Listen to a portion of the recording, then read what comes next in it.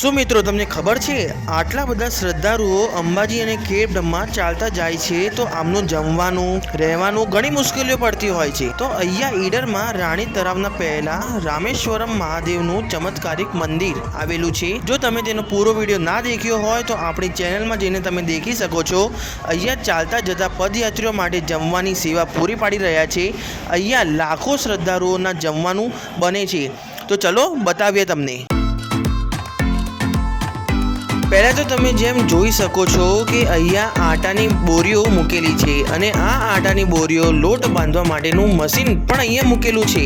લોટ અહીંયા હાથથી બાંધવામાં નથી આવતો પણ મશીનથી બાંધવામાં આવે છે। લાખો લોકોનું જમવાનું બનાવવાનું એટલે તેમાં નમક અને પાણી નાખીને લોટ તૈયાર કરવામાં આવે છે।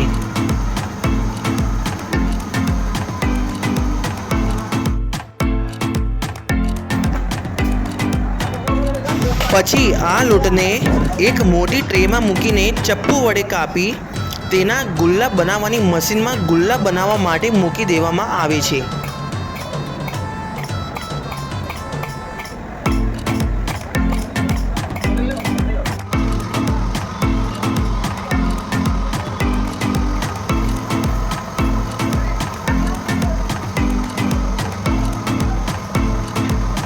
પછી આ ગુલ્લાને રોટલી બનાવવા માટે આ મશીનમાં નાખી દેવામાં આવે છે।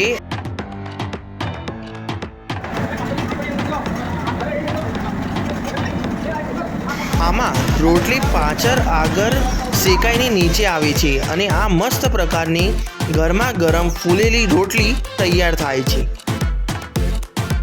એટલું જ નહીં મિત્રો, અહીં શ્રદ્ધાળુઓ માટે જમવા માટે પૂરી, દાળ, ભાત, શાક અને સેવો, જેમ તમે દેખી શકો છો ગરમા ગરમ સેવો બનાવી રહ્યા છે।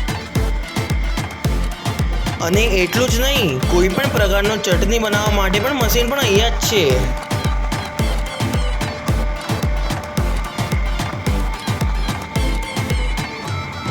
તો મળીએ પછી એક નવા વિડીયો સાથે।